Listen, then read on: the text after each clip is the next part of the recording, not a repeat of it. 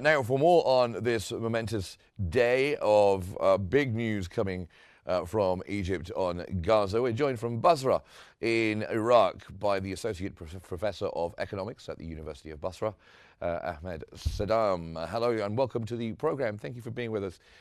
What are the key financial requirements, would you say, and targets that have been outlined by the UN when it comes to the Gaza reconstruction plan? And also, how do the estimated $53 billion in costs work out? How do they break down? First of all, thank you for having me. I think the total estimated cost for recovery and reconstruction in Gaza, as estimated by United Nations and other entities, is about $53 billion over the next 10 years. The first 3 years, as mentioned in the report, it was about 20 billion is needed to reconstruct the damage, the physical damage, for example, in the especially housing and residential areas, which is amounted by 53% of the total damage in Gaza. And this, of course, will cost more than $3 billion. This is, of course, the priority for restarting people. As you know, about 90% of people in Gaza displaced to other areas. Most of them more than one time displaced to other areas. And by this way, of course, the priority will focus on this aspect. The next priority will be related to infrastructure, for example, water, sewage, sanitation, and providing electricity. This, of course, is highly needed to convince people and to make kind of stability to attract people to be settled in Gaza again. The total cost of this amounted by maybe $3 billion and other losses, for example, economic and social losses, which is amounted by $2.6 billion, and this includes educational institutions, buildings, and public buildings. This, of course, will be as a big challenge to the authorities in Palestine to, for example, how to reconstruct these areas. Okay, well, And yeah. Well, let me just ask you, because President Trump said that the wealthy countries in the region should bear the primary financial burden for rebuilding Gaza. Of course, we're probably referring there to the Gulf states. Is that realistic, do you think? Yes, right. I think the major players are Saudi Arabia, UAE, and Qatar. As you know, previously Qatar pledged for 1 billion, UAE 200 million US dollar, and after ceasefire and assured stability of ceasefire, of course, there will be maybe other participations from these countries. And previously, on multiple occasions, for example, Egypt set many plans for reconstruction Gaza, but this, of course, need, for example, stable plans and committees who will manage this process and who will manage, for example, the financial and financing this process from other countries. Maybe other individual countries will participate in this process, but of course, this process will, I think it needs, for example, an international committee to manage, for example, and to avoid any corruption issue, to avoid duplication, which sectors will be targeted by these countries.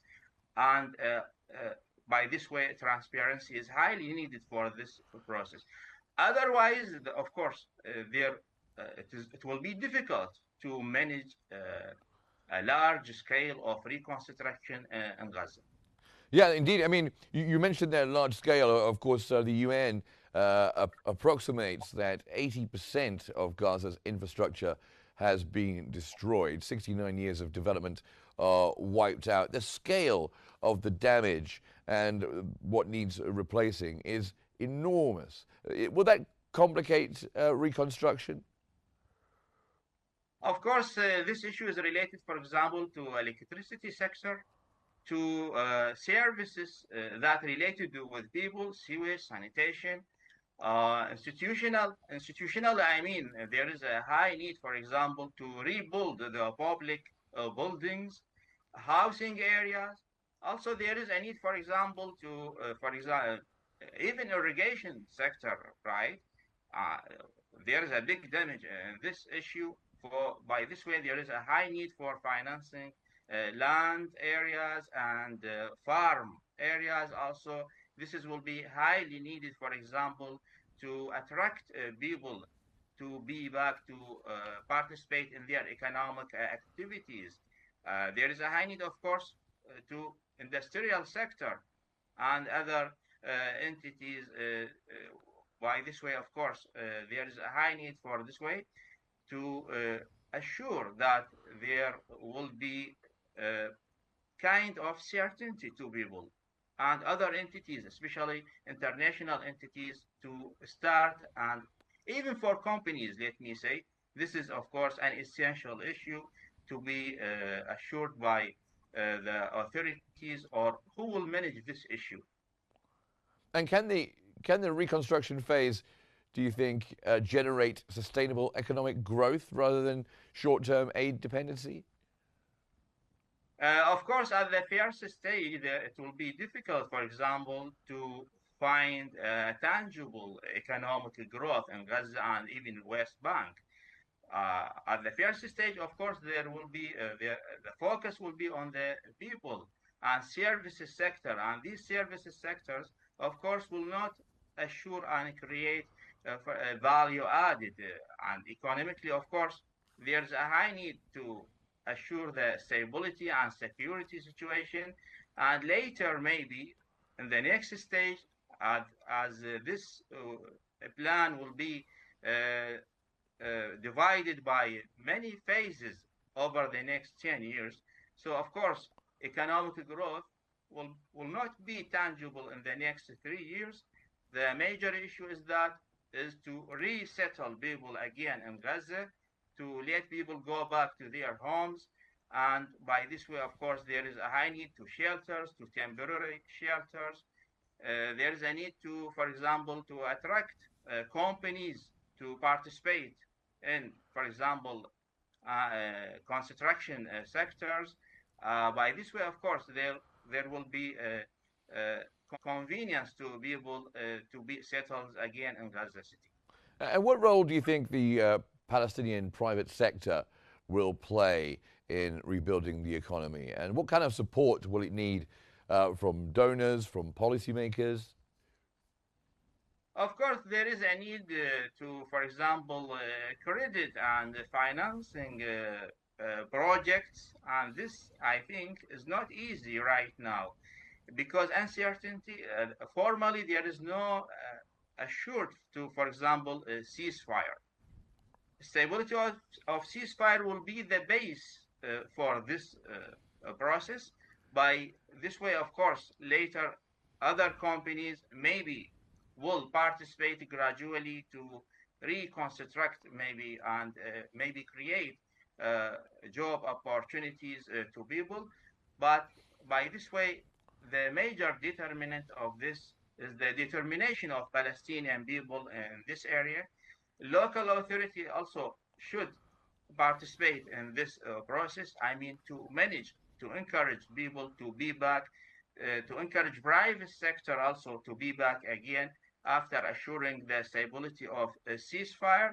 This gradually maybe will affect in a positive way in this area, and by this way maybe other companies will be attracted again to participate in rebuilding and reconstruction, maybe factories and workshops gradually. Now, obviously, I don't want us to get ahead of ourselves. We're all hoping and praying, of course, that this brings an end to the suffering of Palestinians. But looking to the future, given the scale of the destruction Could reconstruction, do you think, serve as a catalyst for economic reform and modernization in Gaza and Palestine? Yes, of course. Reconstruction is the basic pillar to, for example, enhance level of economy, and this will not be enough. We were discussing about the financial issues, and also there is non-monetary needs. For example, transparency, avoiding duplication and corruption. There is a need for governance, how to manage, for example, the process of reconstruction Gaza, and which sectors will be targeted by companies, which countries will participate in this process, and who will manage all this. Of course, this will be managed, for example, by local authorities, international companies, other international institutions. Of course, there is who will manage the process of this. And by this way, of course, gradually the confidence will be there. I mean, the attraction of companies and other entities could participate gradually in reconstruction many economic aspects. And if the funding and is secured, if political stability is secured, how long do you think it might take for Gaza's economy to recover? I think this will take a long time because, as you know, the level of destruction is very high. The area is totally distorted. Other issues, for example, related to this process, for example, unexploded materials. This is a big challenge to companies, even to people, how they will be back with this. Of course, there is a need for private companies, how to remove or make a clearance of unexploded bombs. This is a big challenge for this process. By this way, and formally, after the announcement, for example, the ceasefire formally, this, of course, will affect in a positive way to attract people and participate in their economic life. Well, thank you very much indeed for joining us here on Q News, the Associate Professor of Economics, joining us from the University of Basra in Iraq. Thank you very much, Ahmed Saddam, for being here with us on the program.